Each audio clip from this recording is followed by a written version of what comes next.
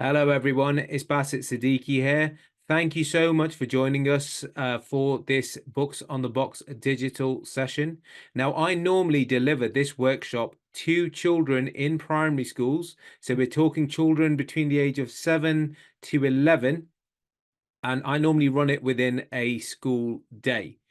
So obviously you've got the digital version. We're going to break this down into 2 or 3 little mini videos for you to access whenever you want, but you'll also have the long version as well if you want to do it throughout a full day.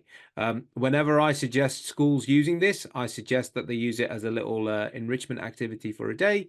They can do it as after school sessions, lunchtime clubs.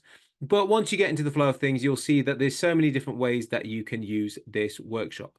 Anyway, less me talking to the teachers. I want to start talking to the students. So I figure we should make a start on Books on the Box.